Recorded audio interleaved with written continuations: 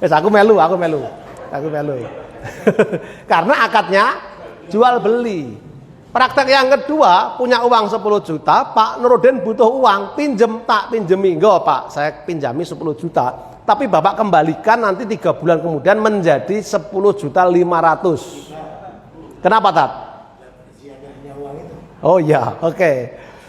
Pripun Pak? Tambahannya hanya 500, nunggu 3 bulan belum tentu kembali juga. Wong umure Pak Nurudin urung mesti teko 3 wulan meneh kok. Iya toh Pak? Ya termasuk saya, Ustadz Indra, ya penjaringan barang. Loh, siapa yang bisa memastikan kita masih hidup 3 bulan setahun yang akan datang? Kan nggak tahu. Berarti resikonya lebih tinggi Pak. Jadi memberi pinjaman itu beresiko dari unsur waktu juga tinggi. Mung 500 tambahane, nunggu 3 bulan, urung mesti kembali. Halal enggak Pak? Halal enggak? Gimana Tat? Boleh enggak? Gimana Pak? Karena masalah pinjaman. Karena masalah pinjaman. Bukan jual beli. Orang jahiliyah tidak bisa membedakan yang kayak gini. Mereka mengatakan sing 500.000 karo sing 2 juta padha wae. Wong padha-padha tambahane kok gitu. Nah, kalau mau menganalisis Bapak bisa dilihat dari 2 perspektif ya. Satu, perspektif akad. Ada ya nanti di slide yang kedua. Dalam perspektif akad Bapak, pinjaman dalam bahasa kita adalah qardun atau al-qard, itu akad induknya adalah akad ta'awun, akad sosial atau akad tabarruk. Nah, namanya akad tabarruk itu mengembalikan apa adanya, tidak boleh ada motif bisnis. Sehingga ini bukan hadis ya. Dulu ngerti saya hadisnya bukan ya. Kullu qardin jara manfaatan fahuwa riba. Setiap qard yang mensyaratkan pengembalian berlebih, maka dia masuk kategori riba. Saya lagi dulu pemahaman saya hadis, tapi kok kemarin saya dengar bukan hadis ya, Pak Marti.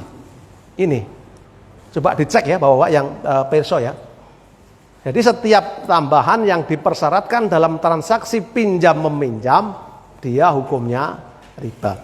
Jual beli Pak, al-bai' yang tadi kulaan 10 kemudian untung 2 juta dalam waktu singkat, itu transaksi induknya adalah transaksi bisnis atau tijarah atau muawadoh. Nah, namanya transaksi bisnis itu jelas motif utamanya cari untung. Untungnya berapa? Tidak ada batasan dalam mendapatkan keuntungan. Betul enggak ya? Boleh enggak hari ini kita jualan untung 1000%? Boleh, selama tidak ada rekayasa tadi, tidak ada yang dizolimi, boleh Pak. Oke, nanti diskusinya bisa lebih jauh lagi tentang ini. Perspektif yang kedua Bapak, dari teori pertukaran. Untuk membedakannya, tadi teori akad ya, yang kedua teori pertukaran. Pertukaran barang sejenis, sementara itu barang ribawi seperti makanan pokok, nilai tukar ya, emas, perak dan seterusnya, itu harus dengan kadar yang sama. Sementara pertukaran barang berlainan jenis boleh dengan kadar yang berbeda. Kredit, bunga kredit menurut saya, bunga kredit atau transaksi kredit itu kan pertukaran uang dengan uang, nyilih duit balik ke duit. Dia pertukaran barang sejenis tidak boleh dengan kadar yang berbeda. Sementara jual beli pertukaran barang dengan napa Pak?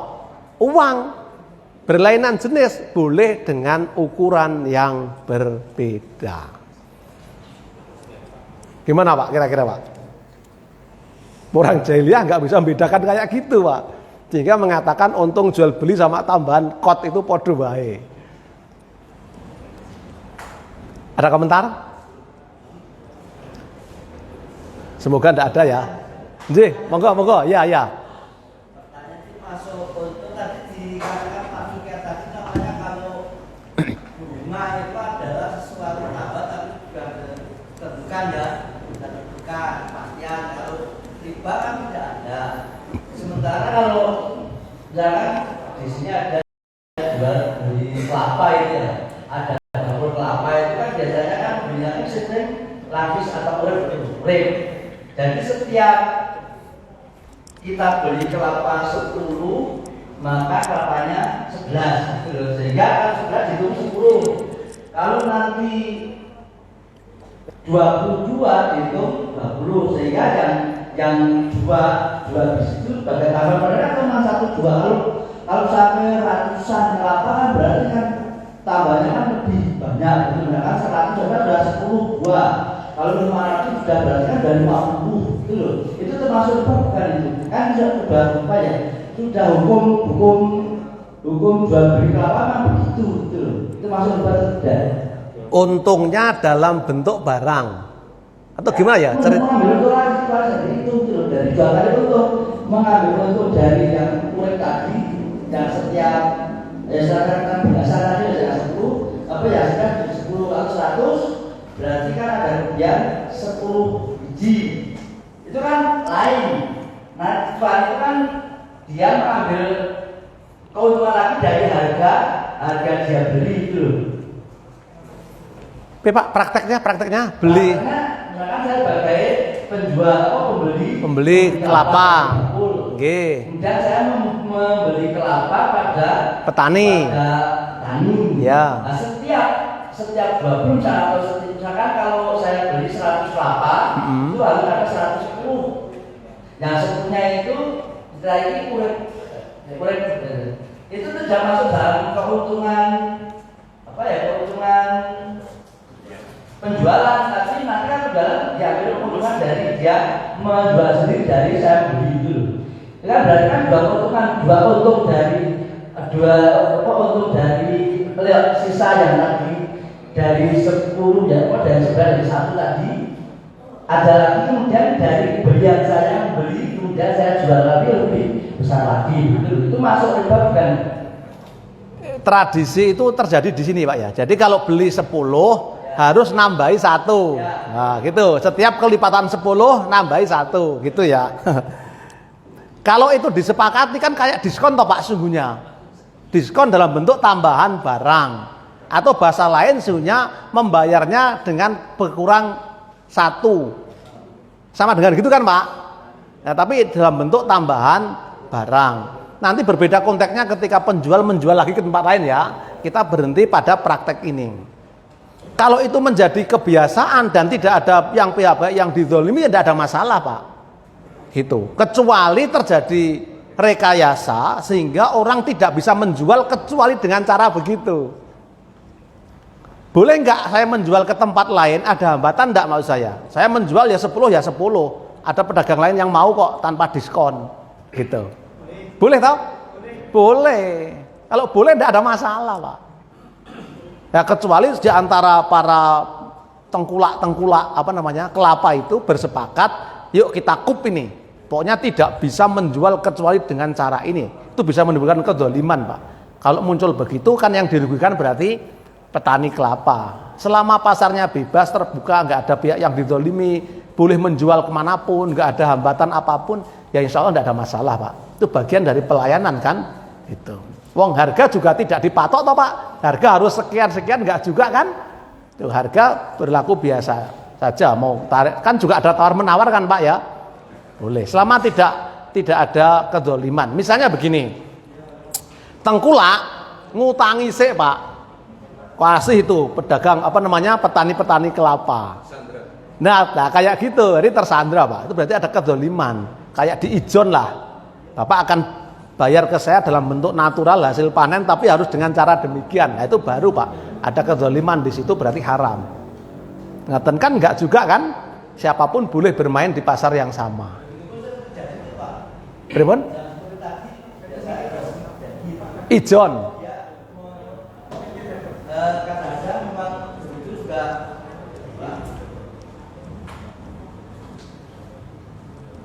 sering terjadi pemindai duluan, kemudian dia ambil barang. Nah, misalkan fakir itu biasanya pada penjual apa ya, telur itik ya, pada peternak telur itik di sana dijam uang dulu. Nah, setiap paginya dia datang ngambil telur itu, kemudian harga itu ditentukan oleh yang meminjam itu. Gitu, iya, ijon namanya Pak, ijon. Kalau petani kemudian tersandera sampai dia tidak bisa menjual harga sesuai dengan harga pasar, artinya dia dibeli dengan harga yang lebih murah dari harga pasar, maka ada kezoliman di dalamnya. Jual beli zolim itu tidak boleh Pak. Itu karena kita sudah dipaksa menjual ke mereka karena untuk bayar utang. Itu terjadi di banyak tempat dan banyak produk dengan cara-cara demikian. Itulah hadirnya BDW itu memberi solusi yang seperti itu. Termasuk hadirnya kita memberi dakwah kepada mereka supaya tidak terjerat di persoalan-persoalan seperti itu. Ngerti nggih, Pak? Nah, ya silakan Ustaz. Tadi terbukti tadi rasa minta lagi antara nisbah bagi hasil dengan jadi saya Hari Purnomo dari KML Kota Jakarta. Jadi diulang-ulang tadi menarik ya. Ini kalau konteksnya kita langsung ke jamaah kita tidak ranting bahkan dari kota. Oh, tidak bisa membedakan antara riba bunga dengan nisbah. Ini begini, mungkin real kita dakwah topik di masyarakat. Tadi pertanyaannya ketika ada jamaah kita, jamaah masjid, terus bank kecil, bagaimana? Ini kursus tanya kami di PRM dengan latihan Muhammadiyah Karanganyar pada waktu itu juga dapat kabar itu kursus itu ada jamaah yang tiap hari itu didatangi 6 bank kecil, padahal dia tidak kerjanya nggak pasti. Sampai ada yang PNS yang belum aku rawani apa namanya tentang segitu. Kemudian kita harus bagaimana? Nah, kemudian kita tadi waktu itu kebetulan ada dana dari PRM, kita dulu tapi dengan banyak konsekuensi. Kita mampu dengan keluarga besar, ternyata ada yang memang kaya sudah ditutup selesai. Lalu kemudian dari warga kita dan akhirnya seperti memang satu sisi memang butuh ya. Kemudian yang kedua memang kemudian kita memberi solusinya bagaimana masjid, takmir atau ranting bagaimana. Pada waktu itu kita ngobrol seperti ini, Mas, nanti ini proyek ini. Kalau saya itu mohon maaf, saya butuh dana pinjam di bank syariah X seperti itu. Ini kemudian saya pinjam di sini atau mungkin di bank konvensional. Kalau tibanya malah murah kan ya Mas. Jadi dia nggak bisa membedakan antara ini bagi hasil kalau bank syariah dengan akad. Kalau ini jilid balik ini balik tambahan sekian.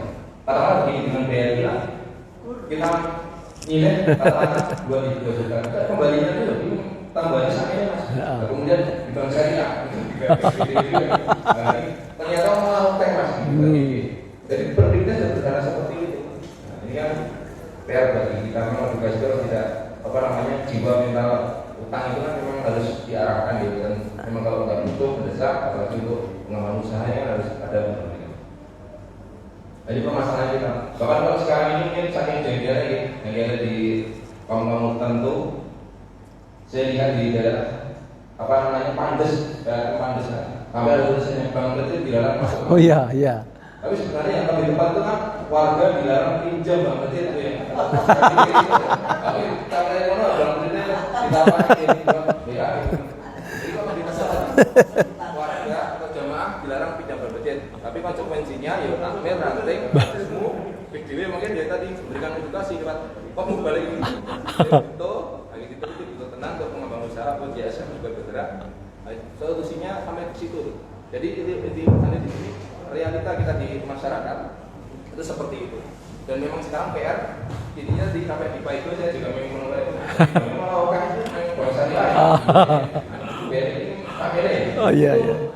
Benar itu memang kalau di Gojek rasa beda ini akad itu bank syariah dengan akad yang tadi kalau di bank konvensional atau bank kita itu memang bunga. Ini baik. Jadi memang masyarakat itu menghendaki Pak Sunya syariah itu ya murah. Itu murah, mudah, nek perlu ora usah bayar. Iya toh Pak? Itu begitu syariah itu kok lebih mahal, mereka lah gini, jadi syariah kok malah mahal itu. Karena syariah gini jadi syariah gitu. Iya kan? Ada lagi yang ngomong bang syariah juga ngomong bang satriah, ngono ya Pak.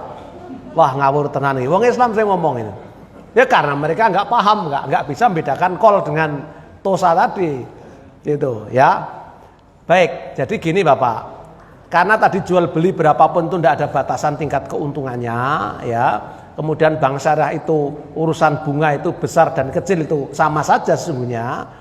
Berarti kalau nanti sampai ke ayat ini, maka ya memang harus diberi literasi Pak kepada masyarakat kita, tidak ada jalan lain ya.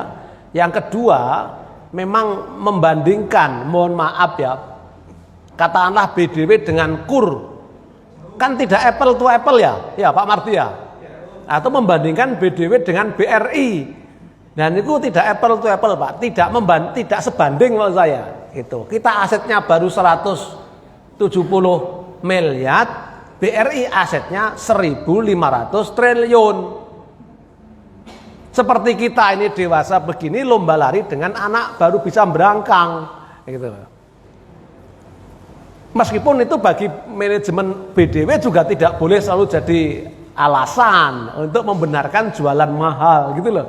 Memang harus bisa jualan murah. Nah lalu bagaimana? Supaya bisa murah, ya Bapak Ibu memindahkan dana murahnya jangan dari bank besar ke BDW. Dana Muhammadiyah itu parkirnya jangan di tempat lain, parkirnya ya di BDW. Nanti lama-lama bisa murah Pak. Kami akan mengupgrade sistem manajemen komputerisasi teknologi misalnya supaya bisa menjangkau masyarakat dengan lebih luas dan lebih mudah. Itu ya insya Allah proses ke sana. Ada komitmen bersama juga dari kita untuk memanfaatkan jasa BDW. Bisa cepat besar Pak kalau begitu. Atau Bapak untuk yang urusan persoalan detail tadi ya, kena rentenir dan seterusnya, mungkin level BDW juga tidak bisa masuk dengan penuh ya Pak ya. Karena administrasi perbankan rumit menjangkau itu memang. Nah alternatifnya ya BTM atau BMT hadir di setiap PRM. Meskipun tidak harus mendirikan sendiri ya, nanti bekerja sama. Misalnya dana-dana lazismu tadi diputar dengan skema Alkot, pinjaman sosial, mengembalikan pokoknya saja misalnya. Nah kalau BDW yang melakukan itu kan agak rumit ya Pak ya. Agak rumit, tapi kalau BMT, BTM, koperasi masih sangat memungkinkan. Ngerti nggih Pak? Oke lah, saya kembali ke riba dulu Pak. Nanti Ustadz yang lama-lama bisa membedakan antara yang kol dan tosa ya. Allah itu bijaksana Pak, luar biasa. Sampai pelarangan riba pun itu juga dibuat tahapan begini. Tadi yang Al-Baqarah 275 kan baru informasi, memberikan gambaran betapa orang jahiliyah dulu begitu perilakunya, saking sudah mendarah dagingnya Pak. Model ribawi itu sampai-sampai nggak bisa membedakan. Karenanya pelarangannya dibuat bertahap kayak gini Pak. Pertama dari surat apa ini? Ar-Rum 39. Wa ma ataitum mir ribal liyarbu fi amwalin nas fala yarbu indallah wa ma ataitum min zakatin turiduna wajhallah faulaika humul mud'ifun. Terjemahannya begitu. Ayat ini juga tidak memberi gambaran yang jelas tentang pelarangan riba, hanya Allah mengatakan kalau mau menolong itu jangan model ribawi, karena ribawi itu kelihatannya nolong ning janjane mentung, karepe nulung ning janjane mentung. Ning pertanyaannya kenapa pasti banyak orang yang senang dipentungi itu loh. Gitu Pak. Karena yang nolong tidak hadir. Yang hadir lebih dulu yang tukang mentungi itu, gitu. Yang kedua Pak, ini oleh Allah digambarkan orang yang makan riba itu seperti orang Yahudi. Fa bi dzulmim minal hadina hadu harramna alaihimut thayyibat wa bisaddihim an sabilillahi sabila wa akhdirimur riba wa qatnu anhu wa aqlim amwalan nasi bil batil wa atadna lil kafirina lahum adzabun alim. Cek di surat An-Nisa 160 162. Kita membenci Yahudi karena memerangi memerangi Palestina maksud saya, tetapi sungguhnya kita juga melakukan perilaku Yahudi di bidang ekonomi karena kita menggunakan transaksinya masih berbasis bunga gitu. Ya, Yahudi kafir misalnya ya. Tapi berlakunya kita ikuti juga gitu loh. Ketika kita masih konsisten menggunakan model bunga. Yang ketiga, sering kita berhenti membahas riba pada ayat ini, Pak. Sehingga terjebak seolah-olah riba itu yang besar-besar saja. Ya ayyuhalladzina amanu la ta'kulur riba adha'afam mudha'afah wattaqullaha la'allakum tuflihun. Seolah-olah yang dilarang yang besar, Pak. Padahal Bapak silahkan dicek asbabun nuzul ayat ini terkait dengan persoalan denda atau riba nasi'ah ya. Riba yang muncul tambahan itu terjadi karena keterlambatan membayar. Semakin terlambat semakin besar tambahannya. Jadi menggelinding seperti bola salju. Sehingga sekali lagi banyak orang terjebak berhenti di ayat ini memahami larangan riba.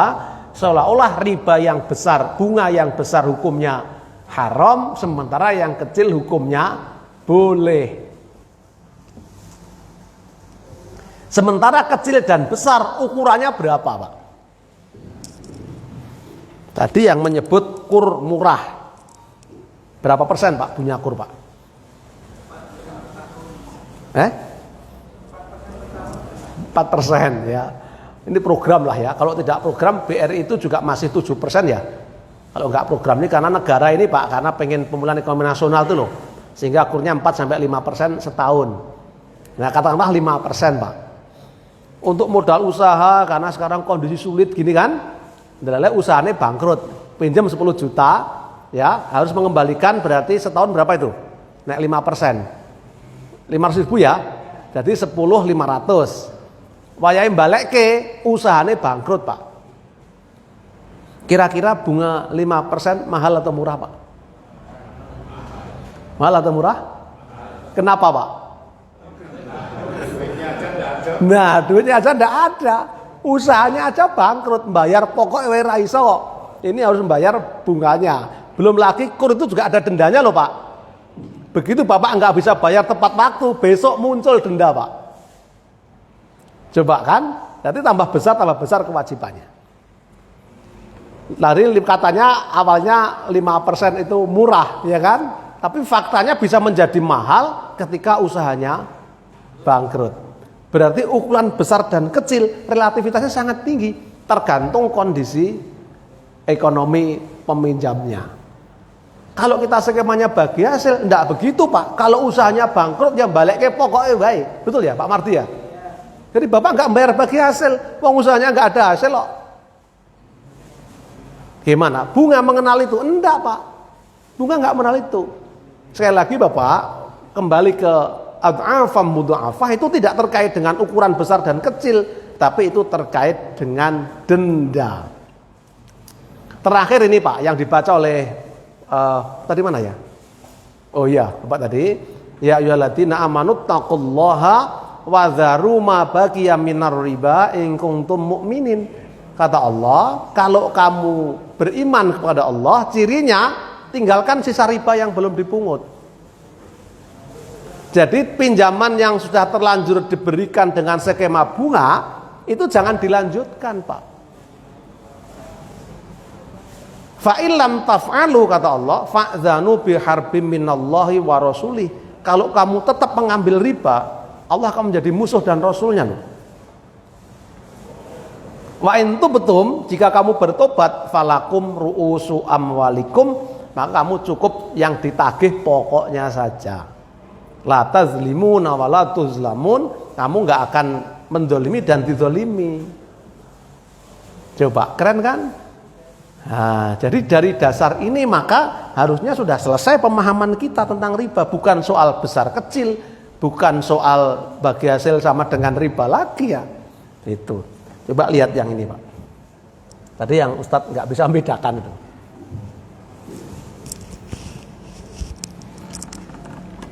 Nah, jadi dari pokok pinjaman dasar perhitungan bunga, Pak, berarti semakin besar pinjaman kan berarti semakin besar bunga yang harus dibayar. Ya. Nah, biasanya bisa berubah sesuai dengan kondisi pasar. Betul ya Pak Marti ya? Bunga ya? Nah, kecuali yang sudah disepakati bunga tetap ya. Kalau bunga mengambang biasanya juga bisa berubah sesuai dengan kondisi pasar. Kalau turun jarang ya. Kalau turun, bunga itu turun itu jarang Pak. Di tengah perjanjian, kalau naik biasa. Misalnya Pak, di dalam kita pinjam di situasi normal, ya nanti di situasi krisis ekonomi biasanya bunga itu cenderung naik. Biasanya bunga kita juga ikut mengalami kenaikan, tergantung bunga pasar. Nah, nominal tetap sesuai dengan suku bunga. Jadi tidak menurun tadi agak sulit kecuali ada pengampunan atau relaksasi seperti yang terjadi saat pandemi. Gitu, kalau enggak pandemi seperti ketetapan negara biasanya sulit Pak. Sekali lagi seperti negara kita tadi, sehingga tetap harus bayar bunga meskipun kondisi kita tidak produktif gitu. Nah, semua agama enggak boleh Pak, apalagi Islam. Nah, lihat ke sini Pak. Kalau ke bagi hasil, maka itu sangat tergantung dengan hasil kita yang disepakati di awal nisbahnya saja. Misalnya pinjam 10 juta, ada proyeksi pendapatan berapa, pendapatan sebelumnya seperti apa dari pengusaha itu, nanti disepakati berapa persen untuk diberikan kepada bank syariah atau ke BDW misalnya. Kalau hasilnya di bulan depan sama dengan kemarin, maka dia bayar bagi hasilnya sama. Kalau tiba-tiba turun, maka dia juga bayar bagi hasilnya semakin menurun. Tapi kalau bulan depan laginya naik lagi pendapatannya, ya tentu Bapak akan bayar bagi hasil naik juga sebanding dengan kenaikan pendapatan. Kalau bulan depannya nggak ada hasil, ya Bapak nggak bayar hasil. Karena mana yang dibagi hasilkan? Nggak ada. Usaha kita bangkrut kok misalnya. Gitu Ustaz ya. Nggih, monggo Bapak.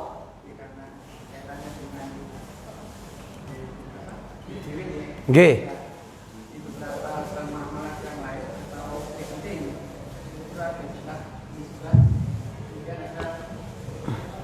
Bapak itu ada bagi hasil istilahnya musyawarah di situ ya. Yang saya tanyakan, kalau di bank-bank umum itu biasanya untuk pembayaran atau pengembalian uang itu dengan web. Yang saya tanyakan di BDW, kalau dijelaskan nanti kan tiap bulan otomatis bisa dibayar juga. Nah, apakah di BDW itu juga ketika di banknya nasabah atau kalau kita katakan itu berbeda-beda juga kelakuannya dibeda-bedakan. Misalnya bulan ini si fulan itu maaf sepi, dan di bulan yang lain itu 18.30 Siap. Bahkan kita lihat rata-rata bahkan di BNI itu juga baik. Baik itu dia nggak asumsikan di awal itu sama terus, sehingga yang di BJB itu yang mendapatkan hasil dari jual itu seakan-akan ada yang dibutuhkan juga ada yang dibutuhkan. Mungkin itu saja dulu.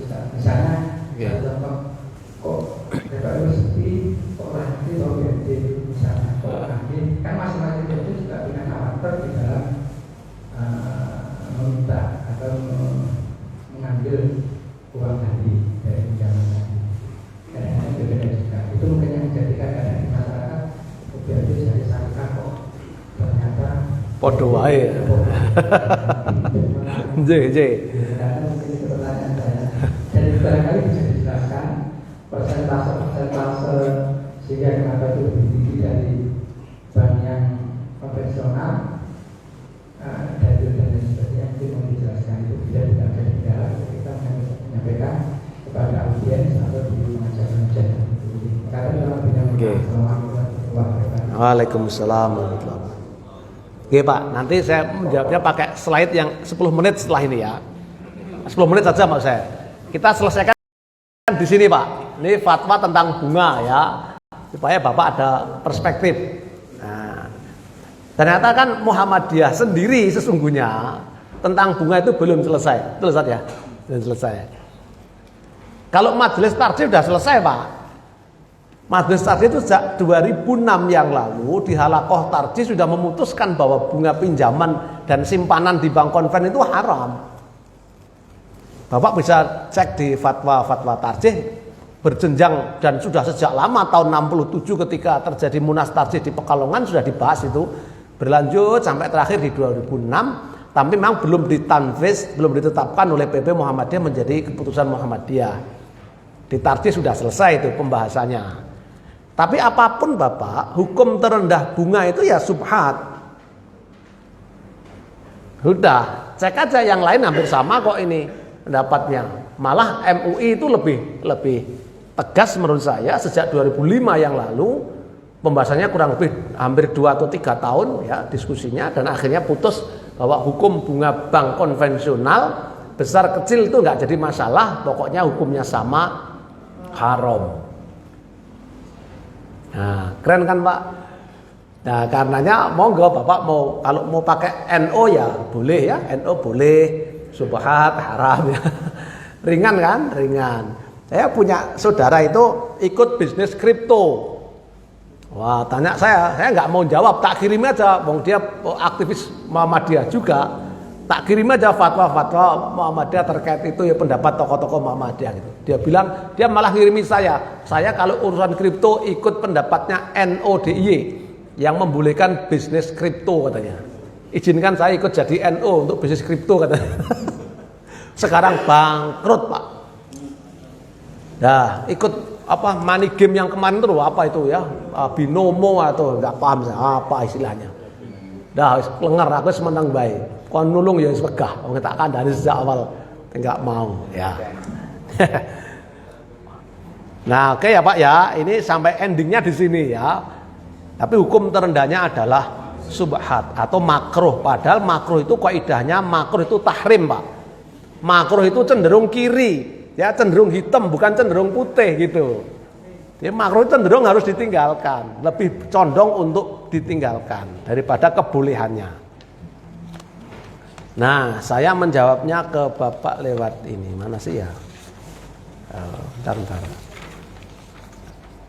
Nah, dan ini satu materi ini juga masih 2,5 jam Tat Indra ini. Harusnya nggak apa-apa lah. Ini lain waktu, tapi saya pengen tunjukkan kepada Bapak tentang ini nanti untuk bahan diskusi juga nggak apa-apa lah. Boleh dibaca.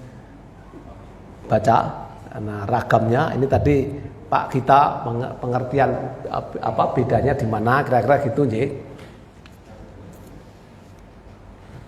Ini prinsip syariahnya Pak. Nah, di sini ini sering jadi problem di sini Pak. Prinsip syariah yang dianut oleh bank syariah termasuk bank syariahnya Muhammadiyah itu bukan fatwa tarjih loh Pak. Bukan. Kenapa? Dan Bapak cek saja, di Tarjih itu tidak punya fatwa spesifik tentang ekonomi dan keuangan syariah, tidak ada. Karena undang-undang yang mengatur di Indonesia tentang bank syariah, BMT, koperasi dan seterusnya itu menunjuk bahwa yang dipakai fatwanya Dewan Syariah Nasional, di mana dalam perumusan fatwa itu sudah melibatkan majelis tarjih dari berbagai ormas Pak. Jadi ijtihadnya sudah ijtihad kolektif. Sudah ijtihad bersama, bukan ijtihad pribadi-pribadi ulamanya. Nah, karenanya rujukan kita, kitab sucinya itu adalah fatwa Dewan Syariah Nasional Majelis Ulama Indonesia. Nah, soal berdebat tentang MUI yang macam-macam itu ya mestinya dikesampingkan ya, tidak di ranah ini gitu. Tapi begitu kita membahas tentang bank syariah yang tunduk pada hukum positif di Indonesia, maka kitab sucinya adalah fatwa DSN. Sebab ketika Bapak nanti konfrontir, dibandingkan dengan pendapat para ulama yang lain, bisa dipastikan akan terjadi banyak perbedaan. Karena fatwa ekonomi atau ekonomi syariah itu lebih bersifat ijtihadi, kreasi pikir ya, pendapat-pendapat para ulama. Makanya kalau suruh milih apakah fatwa pribadi atau fatwa kolektif, ya tentu kedudukan fatwa kolektif jauh lebih kuat dibanding fatwa pribadi. Nah, saya kemana sih? Nah, di sini. Untuk menjawab ke pertanyaan Bapak tadi, malah lupa saya. Apa tadi pertanyaannya ya? Oh iya. Orang tahunya apa? Orang tahunya bisnis di bank syariah itu akadnya bagi hasil. Padahal ada banyak akad lain yang bisa digunakan oleh bank syariah. Tidak salah Pak, karena memang si awal bank syariah berdiri di era 90-an itu yang digelurakan memang semangat berbagi hasil, sehingga terkenalnya bank syariah itu dengan bank bagi hasil gitu. Tidak sebutan bank syariah, tapi bank bagi hasil. Kesannya memang semuanya berbagi hasil. Padahal Pak, coba silahkan dicek ya, datanya ada di OJK, itu data disertai saya, tapi terutama BPRS seluruh Indonesia ya. Justru akad bagi hasil sebagai akad ideal bagi bank syariah, itu jumlah pembiayaannya tidak banyak. Mudharabah yang itu ideal sekali, paling ideal itu mudharabah, dan dipraktekkan oleh Muhammad dengan Khadijah, yang kemudian akhirnya menjadi suami istri ya. Pasangan ideal itu terjadi sejak bisnis Pak. Jadi Bapak Ibu yang mau mencontoh Muhammad dan Khadijah, carilah istri pedagang besar yang kaya raya dan mulailah dengan kerjasama bermudharabah. Kalau mau menghidupkan, tapi bukan sunnah ya, belum jadi nabi waktu itu ya. Kalau mau menghidupkan perilaku Muhammad, ya dari situ memulainya Pak. Ya boleh saja wong Kanjeng Nabi juga istrinya banyak kan, itu. Nah Bapak Ibu, datanya malah nggak banyak yang mudharabah, nggak sampai 10% kok BPRS itu. Yang lebih banyak memang musyarakah. Kalau BDW berapa persen Pak mudharabah? 15% itu baru sekitar ya. Kalau direksi jawab sekitar itu salah. Ono data direksi laporan kok sekitar gitu ya. Karena nggak pegang data ya, nggak pegang data. Jadi nggak banyak, rata-rata nasionalnya 9,7%. Ini nggak bilang sekitar Pak, 9,7%. Problemnya Pak, NPF-nya, kredit macetnya itu tertinggi juga di mudharabah. Nasional rata-rata sampai tahun 2020 data yang saya punya, mudharabah itu macetnya di atas 13%. Padahal OJK ketentuannya maksimum 5%. Wah ini detail kalau didiskusikan lebih lanjut. Sehingga banyak bank yang tidak mau menggunakan akad mudharabah dan musyarakah karena tingkat risikonya lebih tinggi dibanding akad jual beli. Yang dipakai lalu lebih dari 70% pembiayaan di bank syariah itu menggunakan akad jual beli. Dari situlah yang kemudian membuat yang bayar pinjaman pembiayaan itu umumnya relatif flat, relatif sama, karena keuntungan sudah diketahui di depan, tinggal dibagi sesuai dengan jangka waktu. Metode flat itu sebenarnya metode pembayaran Pak, bisa tinggal dibagi rata-rata. Misalnya tadi orang pinjam 10 juta untuk beli sepeda motor, kasih sepeda motornya ini 10 juta, oleh BDW dijual ke Bapak menjadi 11 juta. Keuntungan atau marginnya 1 juta. Nah kalau metode rata-rata, metode flat, ya tinggal bagi 11 juta, katakanlah bagi 10 bulan. Berarti ngangsurnya 1 juta 100. Setiap bulan Bapak bayar segitu. Bapak mau usahanya tumbuh dengan baik atau sebaliknya menurun, kalau akadnya jual beli dan metodenya flat, maka sepenuhnya Bapak harus bayar per bulan 1 juta 100. Gimana kalau menurun? Menurun itu Pak istilahnya Pak anuitas, apa sih? Anuitas ya. Nah, bisa Pak, Bapak dibikin menurun. Jadi di depan mungkin pokoknya kecil atau marginnya besar. Nanti semakin ke sana itu menjadi semakin kecil. Bisa juga. Itu soal metode saja. Tapi urusan mahal dan murah itu yang sulit Pak untuk diselesaikan ketika BMT kita, BPRS kita itu skala ekonominya belum sebesar kompetitor. Secara ekonomik sulit untuk bisa diselesaikan urusan murah dan mahal. Janjane ya, mungkin bisa loh kalau para agniya pemilik dana-dana besar yang diparkir di mana-mana itu segera saja pindah ke BDW, terus tidak mengendaki bagi hasil spesifik. Baru mungkin bisa Pak.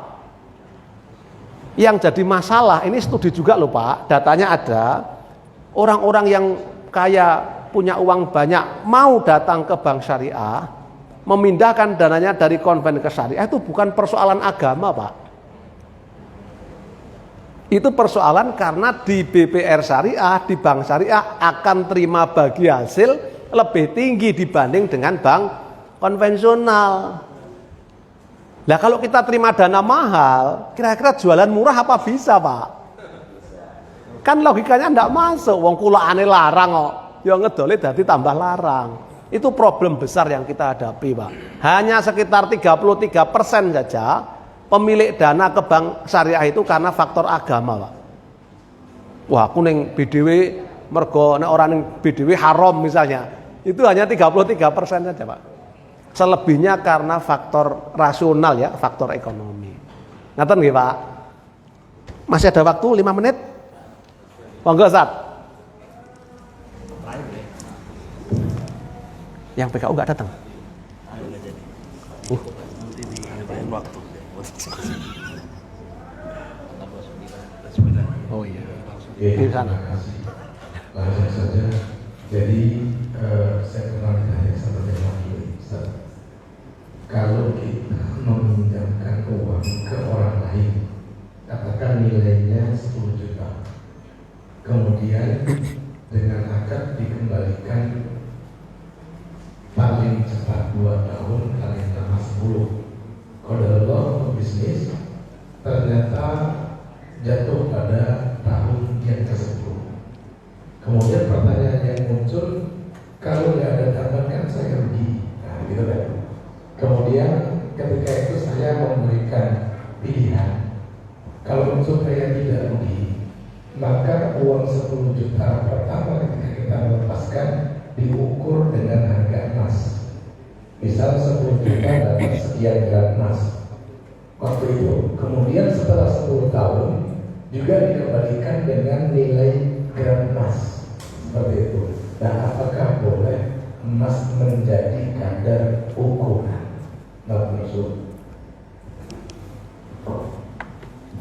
Mungkin ada ustadz-ustadz yang mau menjawab. Hah? Ya yang lain lah gantian, monggo Pak. Ada berdebat, berbeda boleh kok Pak. Itu yang dulu dilakukan oleh orang tua kita, karena bapak saya kan dulu di bidang emas. Kalau pinjam-pinjaman dengan Pak Asad Umam itu, beliau sering pinjam bapak saya. Dulu beliau belum kaya sekarang. Oke. Itu pakai terus emas. Jadi 10 juta berapa gram nanti dibagi juga bentuk emas gramnya. Gitu. Jadi tidak ada bentuk uang, tapi ya tetap emas. Oke. Betul. Yang benar begitu Pak. Jadi yang dipinjamkan emasnya. Soal nanti kemudian diuangkan, nah menjadi 10 juta itu urusan. Jadi saya minjami emas 10 gram. Besok Anda kembalikan ke saya emas yang sama 10 gram. Kalau uang dikhawatirkan nanti terkait dengan nilai waktu uang, time value of money yang menurun sehingga harus dikuantifikasi dengan kenaikannya harga emas gitu. Maka lebih amannya kalau kita pinjamkan emas besok kembali ke emas, soal lebih aman. Ya meskipun tidak bisa dipastikan loh ya harga emas itu pasti naik setiap tahun, belum tentu. Wong kemarin juga harga emas dunia mengalami penurunan terjadi, meskipun juga tidak lebih banyak naiknya daripada turunnya harga emas, sehingga kenapa emas seringkali menjadi underlying atau menjadi standar harga. Gitu ya Ustaz Banti nggih. Terakhir Bapak ada? Nggih, monggo Pak.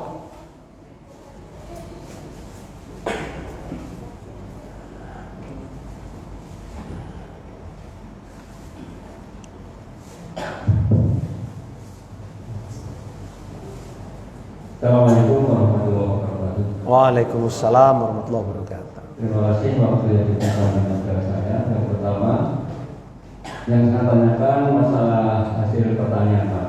Jadi misalnya saya pinjam di bank syariah, kemudian saya gunakan untuk nanam gabah, misalnya.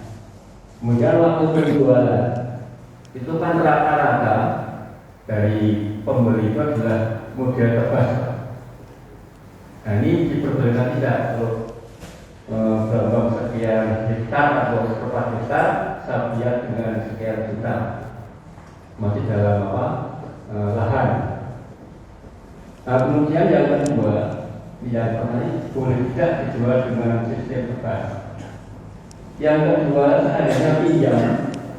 Yang pertama untuk usaha misalnya nanam di tempat saya banyak nanam melon.